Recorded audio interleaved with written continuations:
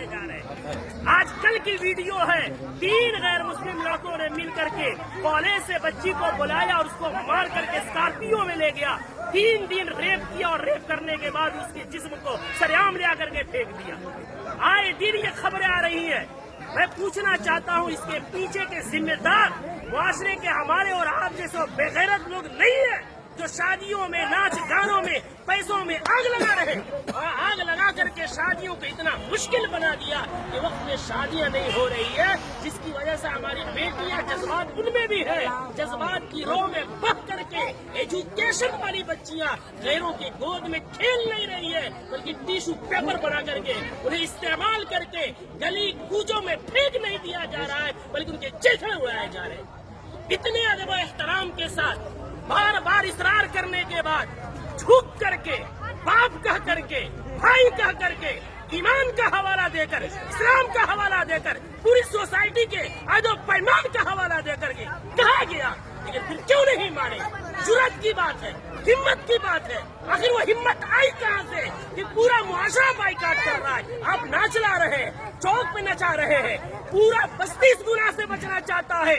खुदा का खौफ खाए हम लोग, कल क़यामत में क्या मुंह दिखाएंगे?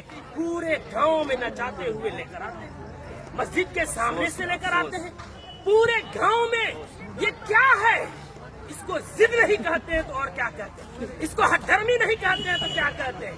कौन है वो मौलवी, कौन है वो आलिम दीन जिसने कुरान और हदीस पढ़ा है और इतनी सख्ती से मना करने के बाद उस मजलिस में, उस शादी में नाच गाना हो और वो निकाह पढ़ाए, उसका कुरान और हदीस इजाजत देता है? मैं तो एहतराम करता हूँ कि इन्होंने पहले ही जो हमसे मोहब्बत और शफकत के साथ इकरार किया है। कौन है ऐसा जो जिस मजलिस में नाच हो रहा हो, जिस स्टेज में वेशियों का धंधा चल रहा हो, जिस स्टेज में खड़ा हो करके बहनों के पाँव में घुंघरू बांधा जा रहा हो, उनके सरों से दुपट्टे खींचे जा रहे हो, जिस निकाह जो इबादत है उस इबादत के अंदर मुआशरे के लंगे और लुफंगे और लवंडे औरतों के पीछे तालियां बजा रहे हो, वो निकाह में किस मौलवी का इल्म इजाजत देगा निकाह पढ़ाने का? कौन सी कुरान इजाजत देगी? कौन सी हदीस इजाजत देगी? यहाँ सब कलिमा पढ़ने वाले हैं। हम मरेंगे, रब के सामने हाजिर होंगे। दुनिया की बात छोड़े, हमें ये खौफ क्यों नहीं आता कि निकाह एक इबादत है, नमाज भी इबादत है। नमाज में अगर कोई गाना बजाए, नमाज का मजाक है। निकाह में कोई गाना बजाए, वो निकाह का मजाक नहीं तो क्या है? जो मौलवी कुरान की आयत पढ़ेंगे उनका मजाक नहीं तो क्या है? हदीस पढ़ेंगे उनको पैरों की ठोकरों में रखना नहीं है तो क्या है?